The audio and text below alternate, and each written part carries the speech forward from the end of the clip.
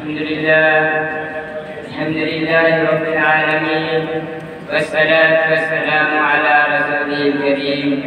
أما بعد، قال الله تعالى: أعوذ بالله من الشيطان الرجيم، بسم الله الرحمن الرحيم. يوصيكم الله في أولادكم للذكر مثل حظ الأنثيين. صدق الله العظيم. وقال النبي صلى الله عليه وسلم: تعلموا الفرائض وعلموها فإنها من دينكم، أو كما قال عليه الصلاة والسلام. جناب صدر، سامعین اکرام،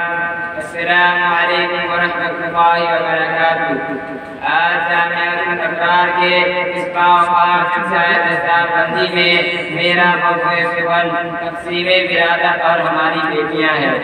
دعا کریں کہ اللہ تعالی ہم سب کو حق بات حق طریقے سے کہنے سننے اور اس پر عمل کرنے کی توفیق عطا فرمائے،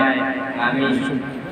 ابھی خطبہ مجموعہ میں جو آیت کریمہ تلاوت کی گئی ہے اس کا ترجمہ ہے۔ رب کائنات ہم سے اور آپ سے مخاطب ہو کر ارشاد فرماتا ہے کہ اللہ تمہیں تمہاری اولاد کے سلسلے میں وصیت کرتا ہے کہ ایک بیٹے کا حصہ دو بیٹیوں کے برابر ہے۔ اور جو حدیث پاک پڑھی گئی ہے اس کا ترجمہ ہے ہمارے آقا کے آقا سرور کائنات صلی اللہ علیہ وسلم کا ارشاد ہے کہ اے برادرانی، ان میں میراث سیکھو اور سکھاؤ، کیونکہ یہ تمہارے دین کا حصہ ہے۔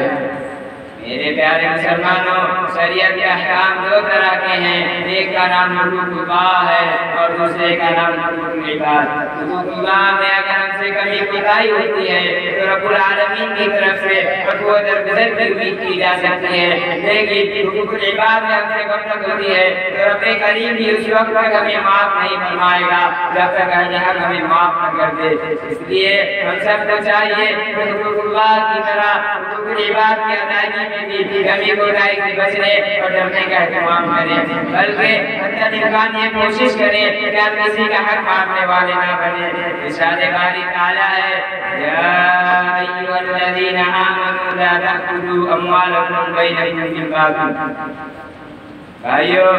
انہی حقوق العباد میں بہت بڑا حق والدین کی متروکہ جائیداد یعنی حق وراثت ہے، اور اس کی بھی اہمیت شریعت محمدیہ میں بہت زیادہ ہے۔ اس کا اندازہ اس بات سے بخود لگایا جا سکتا ہے قرآن کریم میں تقسیم وراثت کا جہاں تفصیلی حکم ہے وہیں اس کا آغاز لفظ وصیت سے ہوتا ہے، اور اختتام پر اسے نہ صرف حدود اللہ قرار دیا گیا ہے بلکہ اس حکم پر عمل کرنے والوں کو ہمیشہ ہمیشہ جنت اور اس کے نیچے بہنے والی نہروں کی بشارت بھی سنائی گئی ہے، اور ظلم و ناانصافی کرنے والوں کو ہمیشہ ہمیشہ کے لیے جہنم میں ٹھکانہ بنانے کی سخت وعید سنائی گئی ہے۔ اسی طرح حضور اکرم صلی اللہ علیہ وسلم نے بھی اپنی میراث کو سیکھنے سکھانے کا اہتمام کرنے کی تاکید کی ہے۔ آپ نے فرمایا: تعلموا الفرائض وعلموها فإنها من دينكم، کہ یہی وہ علم ہے جو سب سے پہلے اٹھا لیا جائے گا، اور اس کا علم نہ ہونے کی وجہ سے لوگ آپس میں لڑیں گے۔ حاضرین گرامی، آج ہم اپنے معاشرے پر دائرانہ نظر ڈالتے ہیں تو اندازہ ہوتا ہے کہ جہاں اس علم کو سیکھنے سکھانے میں ہمارے یہاں حد درجہ کوتاہی پائی جا رہی ہے، اس سے کئی زیادہ تقسیم وراثت کے ناانصافی پائی جا رہی ہے۔ وہ بیٹیاں جن کے حصے کا تذکرہ رب کریم نے تقسیم وراثت کے بعد میں سختی کے ساتھ کیا ہے، آج کسی نہ کسی اہل بارے سے اسے اپنے حق سے محروم کرنے کی کوششیں کی جا رہی ہے۔ چاہے لوگ حکیم لوگ ہیں، ان کے بات سنیے، نہ ہم جیسے بہت سے پڑھے لکھے اور دیندار سمجھے جانے والے لوگ بھی کوئی نہ کوئی بہانہ کر دیتے ہیں۔ چنانچہ آج ایک بہت بڑا طبقہ یہ سمجھتا ہے کہ لڑکیوں کی شادی بیاہ میں سامان و جہیز اور تلک کے نام پر جو اخراجات ہوتے ہیں وہی اس کے حق میراث کا بدل ہے، اور مزید دینے کی ضرورت نہیں، جبکہ حقیقت یہ ہے کہ شادی بیاہ میں جو بھی اور جتنا بھی خرچ کر دیا جائے اس سے حق میراث معاف نہیں ہوتا، کیونکہ شادی بیاہ میں جہیز و تلک کے نام پر خرچ کرنے کی شرن کوئی گنجائش نہیں ہے۔ لیکن مصیبت سے چل کر ہمارے معاشرے میں آنے والا ایک رسم و رواج رواج ہے، کیونکہ غیر مسلموں کے یہاں وراثت میں بیٹیوں کے لیے کوئی حق نہیں ہے، اس لیے وہ حضرات شادی بیاہ کے موقع پر جہیز کی شکل میں جتنا دل چاہتا ہے کنیا دان کرتے ہیں، لیکن ہمارے یہاں کیونکہ بیٹیوں کے لیے وراثت میں باقاعدہ حصہ متعین ہے، اس لیے نہ جہیز کی کوئی اہمیت ہے اور نہ اس عمل سے بیٹیاں وراثت میں قسم کی جا سکتی ہے۔ اور جو لوگ بھی یہ ہیرے بہانے کر کے اپنی بہنوں اور بیٹیوں کو وراثت سے محروم کر رہے ہیں، وہ در حقیقت خدا بندے قدوس کی نافرمانی کر کے ناجائز طریقے پر اہل حق کا مال غصب کر رہے ہیں اور آگ کے انگاروں کی شکل میں مال حرام کھا کر اپنی آخرت و آخرت کو تباہ کر رہے ہیں۔ محترم حضرات، وقت کے بہت بڑے عالم اور فقیہ آخری مجاہد الاسلام قاسمی رحمۃ اللہ علیہ ہمیشہ کہا کرتے تھے کہ اے مسلمانوں، وراثت کو عام کر کے جہیز کی لعنت سے معاشرے کو بچاؤ، کیونکہ جہیز کی شکل میں تمہارا مال بھی برباد ہو رہا ہے اور لڑکیوں کو وراثت میں ان کا حصہ نہ دینے کی وجہ سے خدا کا وبال بھی مول لے رہے ہو۔ ارشاد باری تعالیٰ ہے یا ایھا الذین آمنوا اتقوا اللہ حق تقاته ولا تموتن الا وانتم مسلمون۔ حضرات،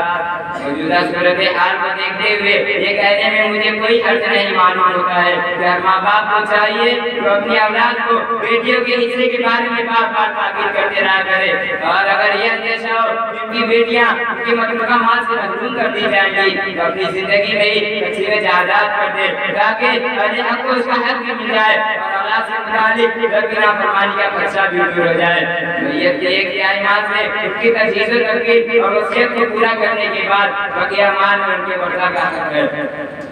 سامعین اکرام، آج ہم نماز میں چھوٹ جانے پر، روزے کے نہ رکھنے پر، صاحب نصاب ہونے کے باوجود زکوٰۃ نہ دینے پر اپنے آپ کو گنہگار سمجھتے ہیں، اور جو لوگ بھی ان اعمال کی ادائیگی میں کوتاہی کرتے ہیں ان کو بھی سخت قسم کا گنہگار سمجھتے ہیں۔ لیکن اسی معاشرے میں کتنے ایسے لوگ آج بھی ہمارے درمیان موجود ہیں جنہوں نے اپنی بہنوں اور بیٹیوں کے حقوق کو غصب کر رکھا ہے، جائیدادیں ہڑپ کر رکھی ہے، لیکن ہم انہیں گنہگار اور مجرم نہیں سمجھتے ہیں، حالانکہ حقیقت یہ ہے کہ وہ بھی اس معاشرے کے بہت بڑے گنہگار اور مجرم ہیں جسے رب العالمین بھی کبھی معاف نہیں فرمائے گا اور جس کا ٹھکانہ جہنم ہے۔ جہنم سے ہم سب کو ڈرنا چاہیے اور اپنے رب سے معافی مانگنا چاہیے، اور جو لوگ اس اعمال میں جو